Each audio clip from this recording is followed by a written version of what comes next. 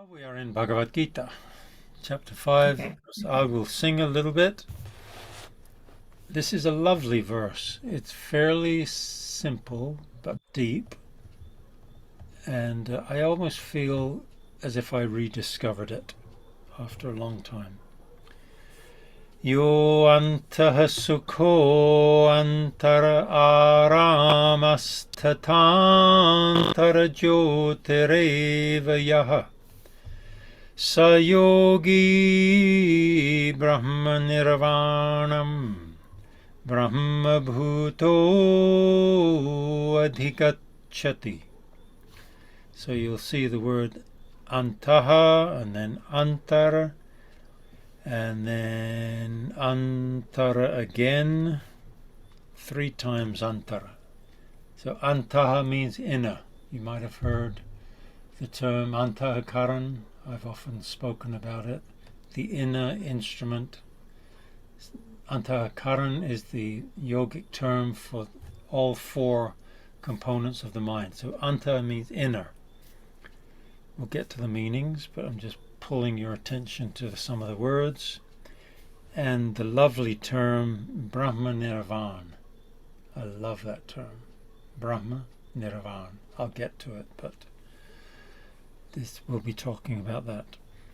Yo antah sukho antararamasthantara jyotireva yaha Sayogi Brahma Nirvanam Brahma Bhuto Adhikachati. Yo antah sukho antara aramasthantara jyotireva yaha Sayogi Brahma Nirvanam Brahma Bhuto Adhikachati. Yo antah sukho antara Aramasthata antara jyotireva yaha Sayogi Brahma Nirvanam Brahma Bhuto Adhikachati. Once more. Yo antah sukho antararamasthantara jyotireva yaha Sayogi Brahma Nirvanam Brahma Bhuto Adhikachati. Krishna has been talking about becoming free from this overwhelming influence of the senses on a human being. They're driving human beings.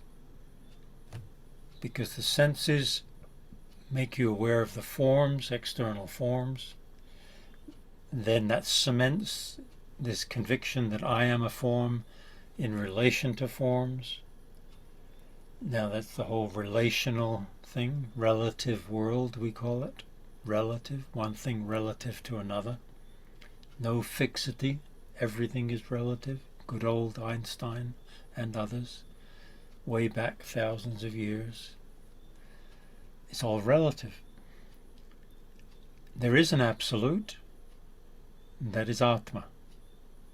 There's only one absolute, Atma. And the point that I am hammering again and again into your brain through your ears is that absolute Atma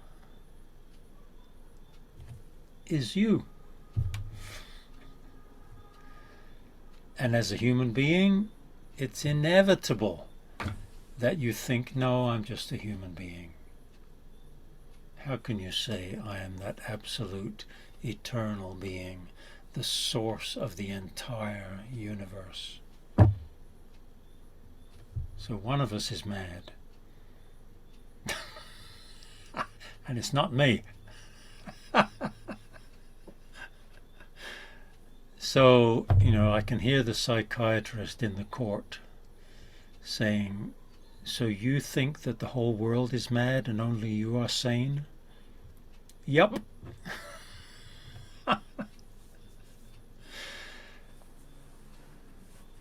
And I'm not alone. The sages from time immemorial have been saying this. Religious sages, yogic sages, even in Sankhya, the rational sages have been drawing this point. So that absolute is Atma, and as we say again and again and again, Atma is Brahm. Right? If you want a simple English word for Brahm, it could be God. I usually use the whole, W-H-O-L-E. The infinite, the one, the undivided, the Vedantic undivided one, Advait Brahm.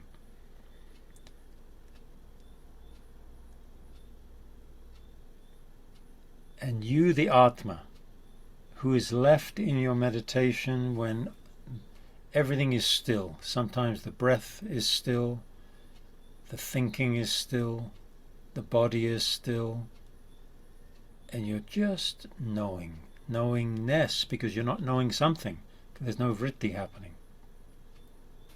That knowing is Atma. It has no beginning. Right? There was not some point in time where Atma began. Time is happening in Atma. It's not like there was time and then Atma came into time. Time is a function of Atma. Space is a function of Atma. Relativity is a function of Atma. For God's sake, the Big Bang is a function of Atma. Everybody's going to Big Bang, black holes. Nobody's clicking. Where is it happening? And nobody dares to say it's happening in me. Right? You're an outright nutcase if you say something like that. Yeah, you are, I know. Look at you dressed up in a hood. So obviously suspect. If I was a police officer, I'd pull you over right away.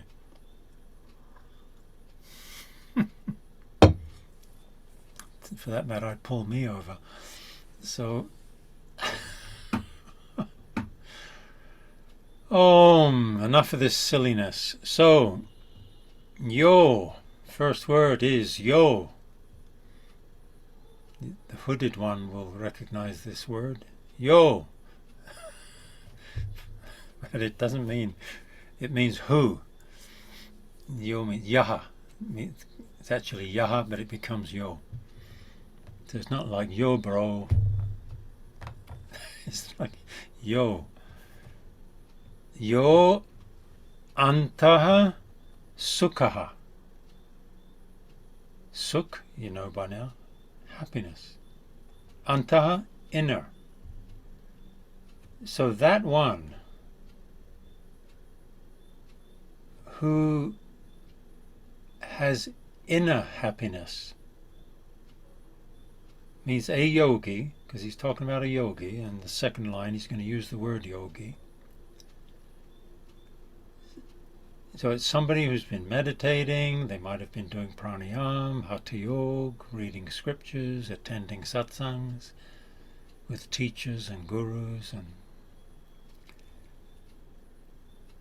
and has reached a point where there's this just kind of upwelling, is what I've often called it, upwelling sense of well-being and happiness for no reason. Normally a human being has a reason, right?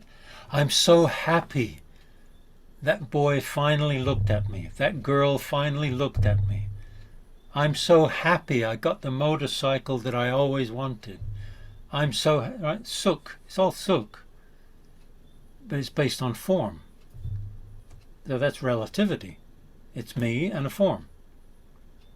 So it's all corroborating my thought as a mind, human mind, that I'm a form. I get a new motorcycle. I sit on my motorcycle. So I'm happy. And then I skid on some gravel. The whole thing's wrecked. Ends up in a pond or something. I get away with my life. And now guess what? I am UN, happy. My happiness is now undone. And for many people, the lack of happiness, once there has been happiness, becomes dvesh. So now you've got rag and dvesh. You know these terms. Rag, attachment based on happiness. Something gives you happiness long enough, you get attached to it. You don't want it to go away, or the person to go away, or whatever. And when they do, and you're devastated, I hate that person. Dvesh. Aversion, extreme case, hatred. This is the yogic psychology of the chitta. So, but he's saying here, antaha sukh. This is not sukh based on some external phenomenon, object, whatever. Antaha. Antaha means inner. Many interpreting this verse want to say from God. Right? Because it's not just your inner mind that's given you happiness, as perhaps a philosopher attains some happiness through his or her thinking and seeks inner happiness through thinking in the right way. It's not anta like that. You're a meditator. You've been exposed to Guru Gyan. Anta ultimately means the Guru Gyan. So because you are opening up to your inner reality, not physical body reality, though it will begin to translate through that, so that you will feel happy. But the source of it is from within, because ultimately he's working towards the source is Brahman. But the first line is kind of on the way. He sets up three things. As I said, that word antaha is used 3 times. It becomes antara. The aha becomes a hafara. So yo antaha sukho now it becomes a ra. Antara aramaha. And the aha becomes a half sa. Aramast. Aramas, and then the next word is tata. So, which means and. So aram, so antara aram. So we had antara sukh. We can say antara sukh means inner happiness, meaning it wells up from within.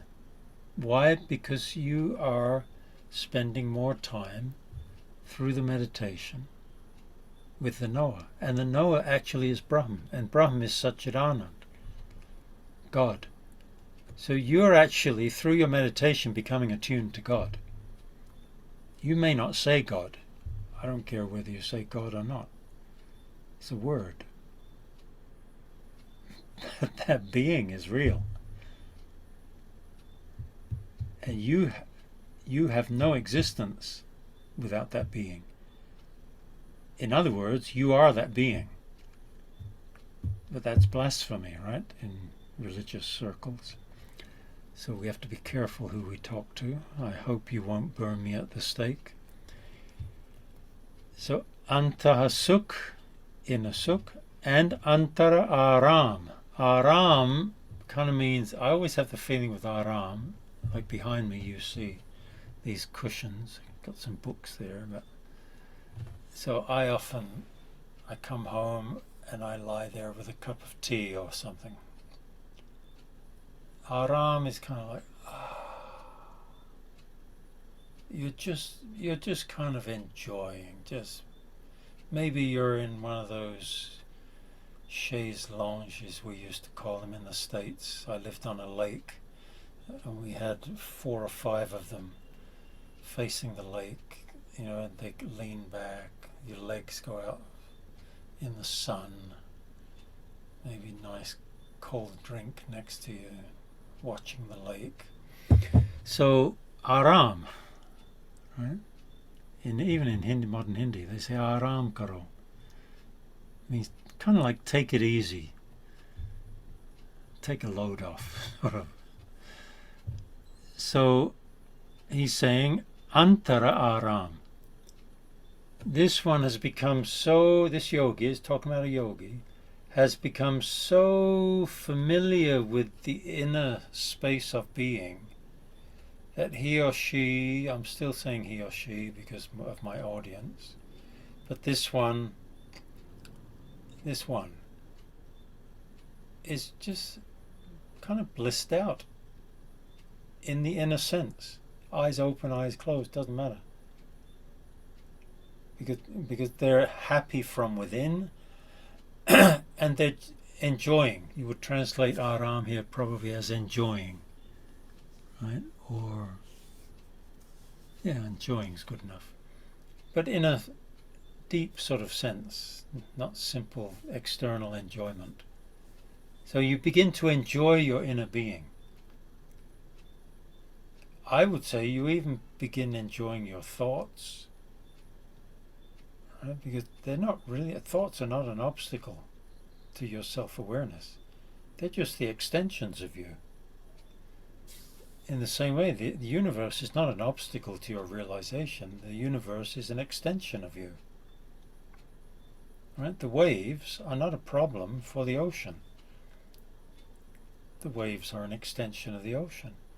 It's just wavering, that's all. And it's aram, it's enjoying, and it's happy because it's H2O everywhere. It's kind of like that. This yogi has become attuned to the inner being through all of the yogic practices, Ashtanga Yoga from Patanjali. That's yogic handbook. And is just kind of blissed out for no particular reason. Right? Gets up in the morning, has some water, maybe goes outside, looks at the day. It's just happy for no reason. And third one, Antara Jyoti. I like this one. Antara, again, inner. Jyoti means light. Jyoti. Swamiji gave somebody the name Jyoti Atma. Right? The light of the Atma. Jyoti Atma. Or Atma Jyoti gave somebody else the name Atma Jyoti. Personally, I spent the next 30 years trying to figure out which one was which. Are you Atma Jyoti or Jyoti Atma? I couldn't figure it out. I had to think about it every time. So, Jyoti, Antara Jyoti, means you're not getting your light of illumination from outside, relying on some outside influence to inspire you and bring light into your life. You may have tried all that. Probably have. Most human beings have. But more and more and more you're finding that my inspiration, my light, is coming from within. The more I meditate, the more I would actually also say guidance is coming from within. All taking in the information from around you as to what's what, but somehow from within you, your decision is being made. And personally, in my case, you find your own way, but I sometimes find myself just waiting, and I used to watch Swamiji like this. When a decision was being made, sometimes he would say to people who wanted to jump and start initiating something, he said, no, wait. Just wait. And he'd go on to give satsang, da da da da da da da da da. And then all of a sudden he'd say, yes, we will do this. That's Antarjyoti. Through your meditation and your sadhana and your constant thinking about that infinite knower, eternal, unchanging knower, that is your truth. That's why we call it Atma. Right? I keep using the word Atma as if it means self. We translate it as self. But Atma actually means the true nature of something. That's what the word Atma means. Right? So you, as a human being, you think you're a mind and a psyche and all that entails, right? I believe this, I think this, I was brought up this way. All of that comprises a human identity. But that we, means yogis, are saying, no. That's all been added onto you. The inner kernel of you is Atma, which we say is self, but Atma not really meaning self. Atma means who you really are. That's it. It's for you to find out. Where in you is that which cannot be reduced any further? For that you have meditation.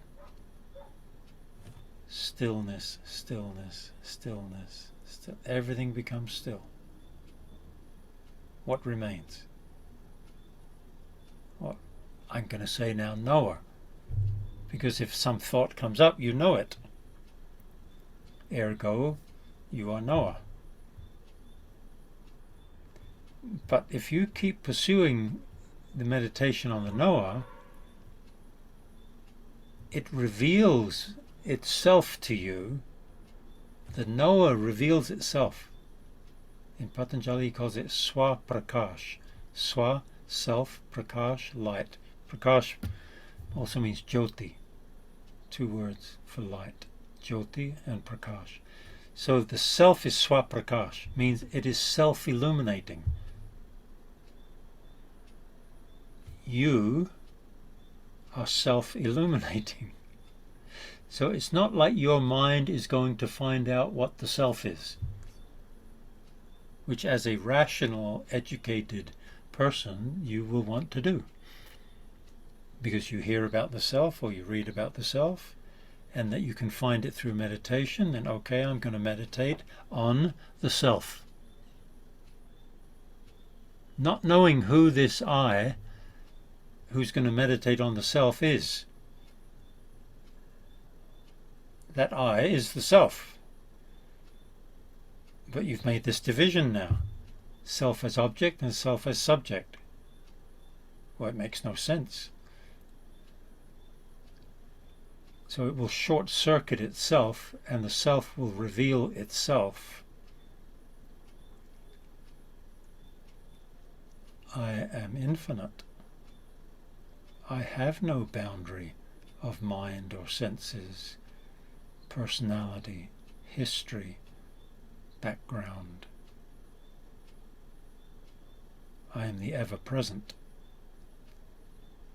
And as you tune into that through meditation, you will become filled with Antarjyoti, he's calling it here, the inner light. Furthermore, you will start to shine with that inner light. Right? A meditator, a yogi, to varying degrees begins to shine from within. In many ways, shining. Sometimes it's even physically. But also it's in the illumination of the mind. The inspiration in the person. Maybe a kind of zest for life, love of people. Why? Because they're not people. They're you. And self-love is what's running the universe. I need a drink after all that. Thirsty work, this Atmagyan. Can I ask a question? Absolutely, please, save me. Okay. We talk about inner and outer, or inner, introspectness as opposed to outer. But there isn't, that division doesn't seem to be real. That's right. So the outer happiness that comes from an object that you just acquired isn't really coming from the object. No, it's actually... And I'm only saying that because... Yeah, go ahead. Well, because I find that a very useful practice whenever there is that happiness or sense of pleasure or sense of enjoyment or enlightenment or whatever it is. It's a very small kind of, very small, I don't know what to name it, but it's a very small difference is to know that this object is inanimate. It has no pleasure within itself, and then there's a different kind of reducing the rajas. It's a different kind of pleasure. It's a recognition that that happiness and that pleasure is inner. Yeah. So there's a kind of stillness about it. Yeah, because the stillness means the stillness of the dualistic outlook. Yeah. That this object is out there and it will give me what I want. That became still through your analysis, which I would concur with. So, excuse me. So when you get what you want, right? Like say you craved a new cell phone or something. And then when you get it, you say, "Oh, I'm so happy." The inner interpretation means yogic interpretation is that you had a vritti that this cell phone does not belong to me. It's in a shop somewhere or online, however you get them. And if I get it, I will be happy. Your mind has set up your happiness, which is you. Right? You are the happiness. Satchidanand. You are infinite happiness. That's what the yogis keep saying. Although nobody's listening, but we keep saying it. So you are the happiness, and your mind, which is vritti mind, has set up a vritti about the cell phone, and I like the specs, and I've investigated it and compared and da-da-da-da-da, and this is the one I want. And if I get it, I have provisionally set up my happiness, right? It's conditional. I will be happy if I get this. So I am the happiness, but I've made it now provisional upon getting the cell phone. And then when I get it, I have completed my vritti in my mind. Right? Because I actually don't own anything. When this body dies, I won't be taking my cell phone with me. Right? It'll be fall on the floor somewhere. Somebody will pick it up. God knows what. So what has happened is the duality of my vritti has been neutralized, right? The tension of wanting that was in the vritti, Mm. by owning it, which is all imaginary, Mm. you don't own anything. Not really. Right? You may have title deeds to your house. Fine. That's for lawyers and governments. You don't own it. It's ridiculous. Stupid. But that's the world we live in. So you had made your happiness a conditional happiness based upon the object and the acquisition of it. You got it. Now your vritti is fulfilled. So now you go, you have a momentary nirod of your vritti, right? Because it got neutralized, because the duality of it no longer is there, because now I own it. I am one with the cell phone. So the condition has been fulfilled, so now the vritti is not there. So I am enjoying the vritti-free space. The vritti-free space is Satchidanand, Mm. the Atma. So I am actually the happiness, right? This is, and this is not just me saying this. This is Swamiji, right? He several times went through this analysis of getting happy through the acquisition of something. The problem so you've experienced a moment of nirod because your vritti was neutralized by the acquisition of what your vritti had set up, my provisional happiness. So I got the provision, so now I've got the happiness, so now there's no vritti in my chit, so now I go, momentary. And after a few days, I go like, I really need some Bluetooth earplugs to go with my new, right? Again, vritti came up, my happiness, which is me, has again been made contingent upon getting Bluetooth earphones, whatever they're called, earbuds, and again, so the whole life is going on like that. Not only individual life, the entire planet is engaged in this. It's called an economy. Mm. And at the basis of it is Patanjali's Yogas Chitta Vritti Nirodha. Yoga, which is total absolute bliss consciousness, is nirod of the Chitta Vrittis. The Chitta Vrittis are what are making you unhappy. Because they're partial, they're dividing, Dvait. They're making the Advait, Dvait. You understand that? Dvait and Advait? Yeah. So the reality is Advait. Chittavritti is Dvait. Because I'm here and the object is there. Whatever the object is, there's a whole universe of it. Take your pick.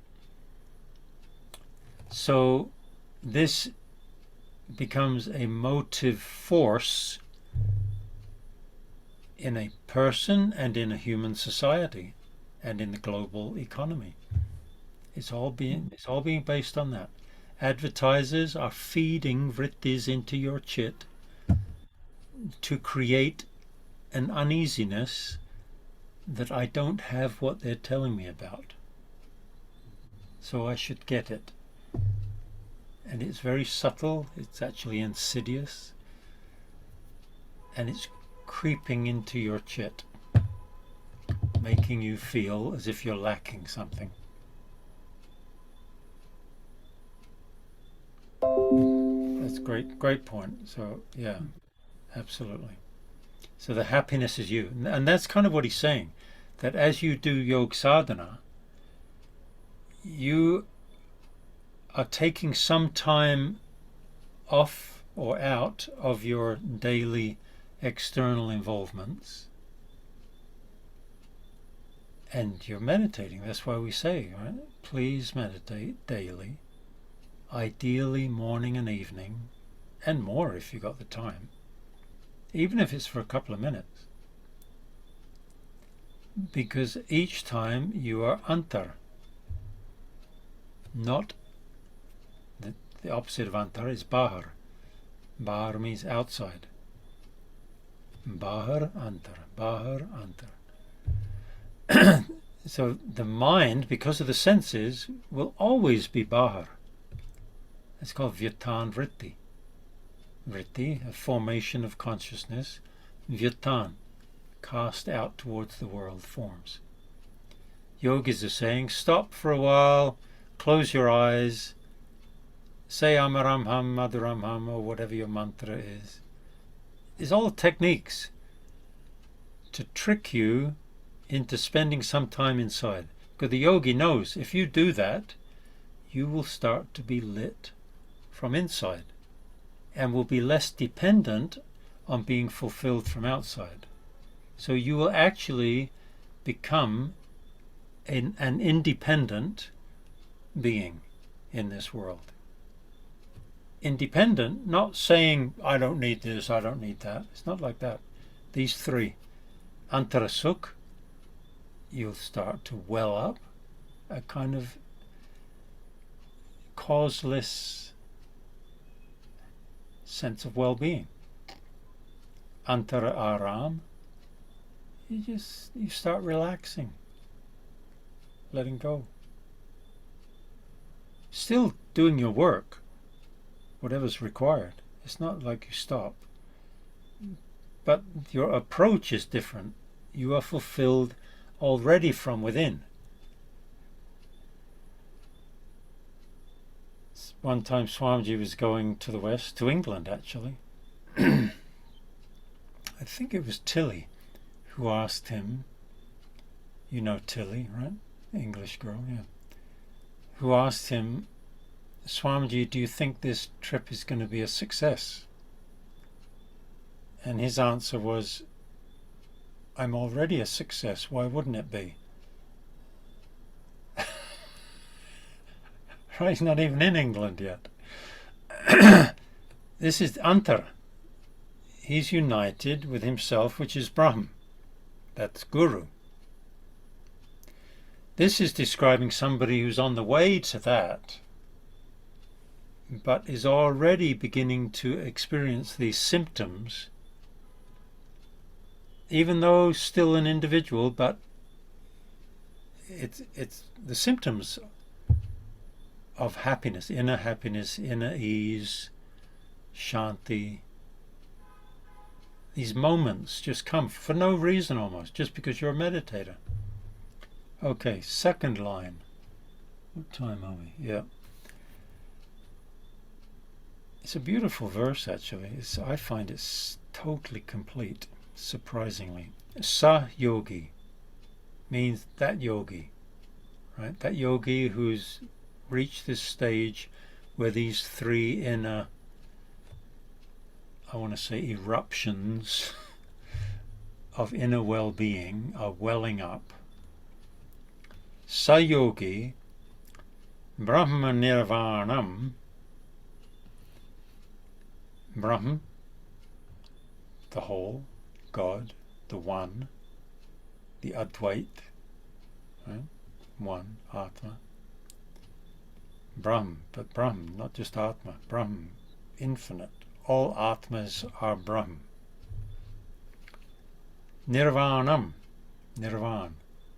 You often hear in the West they say Nirvana. Here we say Nirvan. Nirvan means, as if the image usually used to get across the meaning of this is a candle is burning, and that candle is your ego I sense.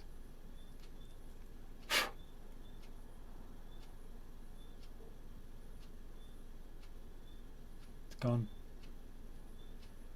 Nirvan.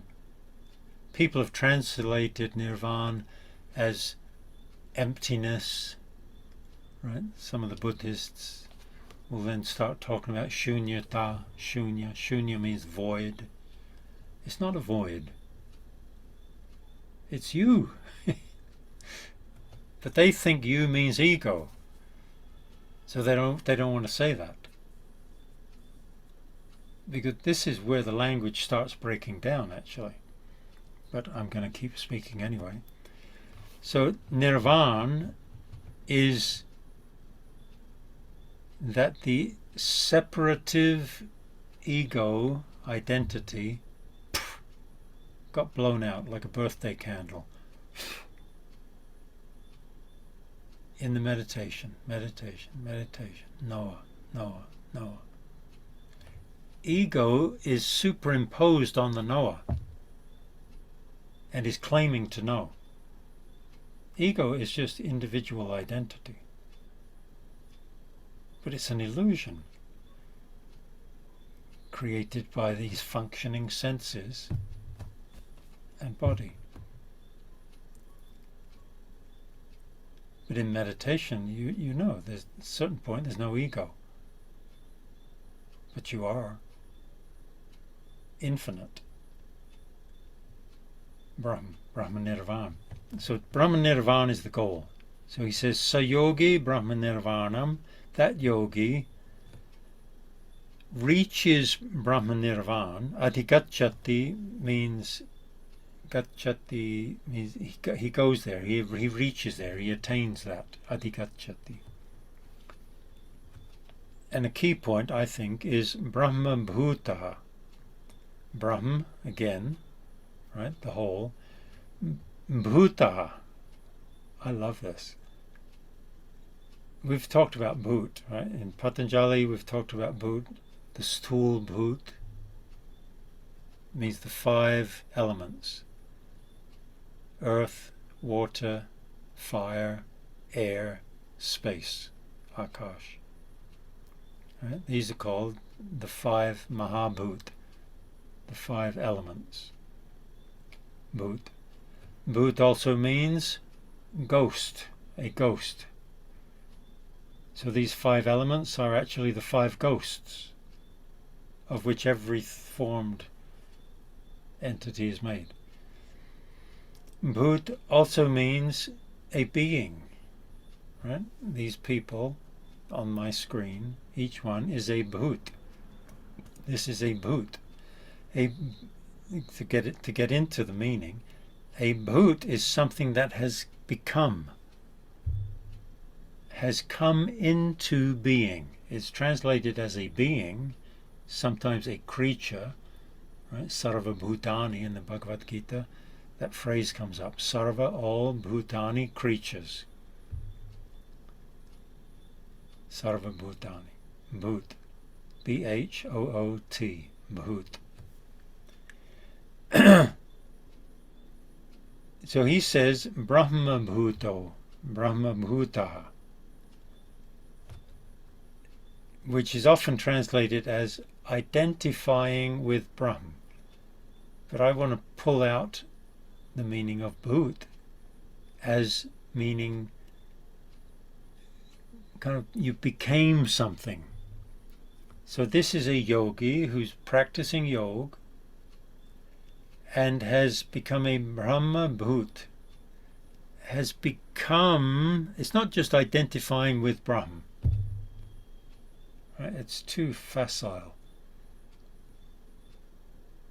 It's that thinking of the knower, being the knower, meditating on the knower, having a sense of the knower, right? Sakshi Bhav, it's called, having a sense of being the Sakshi, the witness self.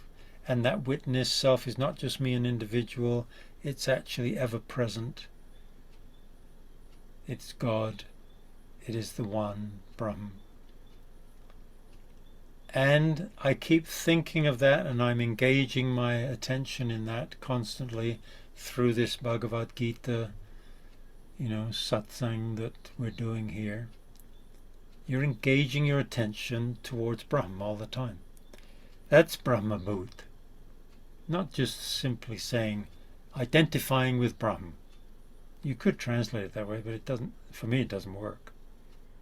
I'm trying to get a sense that you are meditating on developing a sense. First of all, I am the knower. That's a big step. Second major step is this knower is infinite. It's not just me, a little individual sitting here meditating. This one who is knowing in the meditation is God. Otherwise you'll never get out of the division. You can meditate on God from now till kingdom come. And God will still be there as God, and you will still be meditating on God. So at some point you've got to break down the barrier of division, of distance, separation. I would say Brahma Bhut is trying to get at that by continually thinking of Brahm, that this I that I am, this knower, is actually infinite. The universe is sitting in it. That is why wherever a life form creature appears, right, they're searching for extraterrestrial life. Wherever one appears, it will be knowing.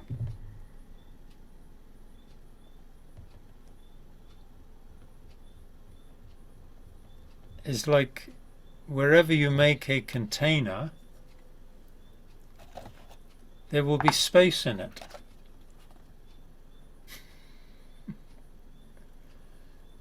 And it will be of the shape of that container.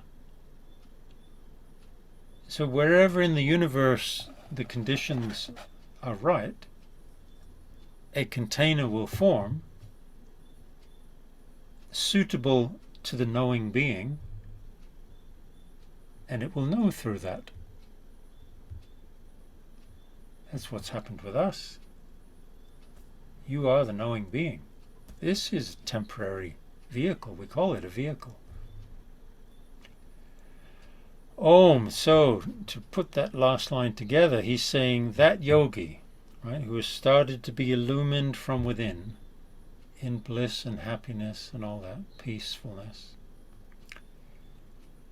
because he or she, it's not a he or she really at this point, because that one is Brahma Bhuta, is continually entering into, developing a bhavana, a vivid living sense of Brahman as the reality, not some intellectual concept. It is the reality, for God's sake. I keep saying the universe is in it. But you don't see Brahman. It's too subtle. So because this yogi keeps going into Brahman, keeps going into Brahman, Brahma Bhuta, so adhikachati, he reaches, he attains, she reaches, she attains Brahma Nirvana.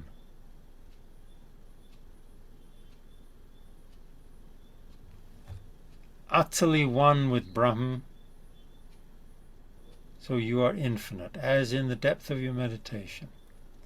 You have no mind there to understand it, so I'm giving words to it, because now we're going to meditate.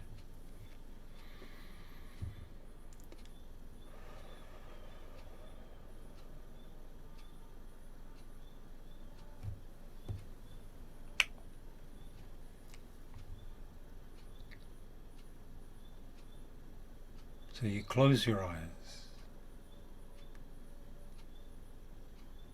You just reduced a major sense.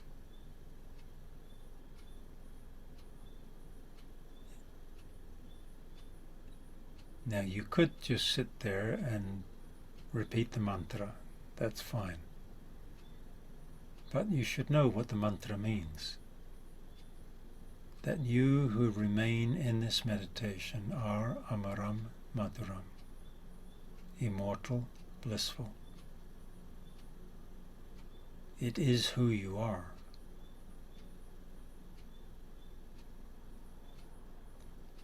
So now you're in the knower. Some thought comes in, you are knowing that thought. You bring the mantra in, you are knowing the mantra. You are the knower. If you don't bring anything in to be known, you remain the knower. And gradually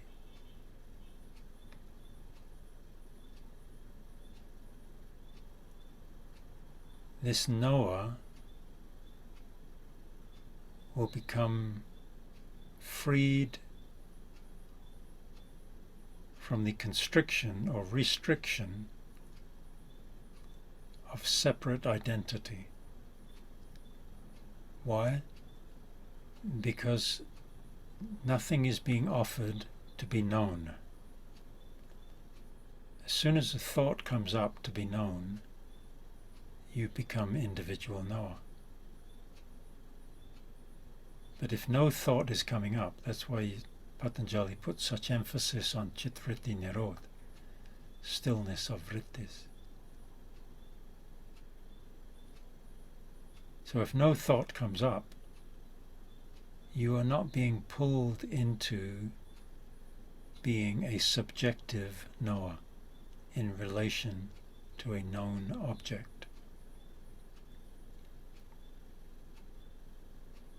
So without the imposition of subjectivity,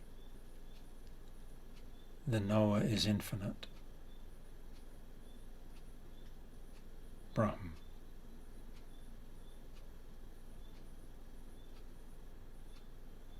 This eventually matures as Brahma Nirvana, where the ego does not assert its dualistic vision on the knower. So the ego, ahankar, has become nirvana, which we can say is like a void, but it is only void of ahankar, devoid of ahankar.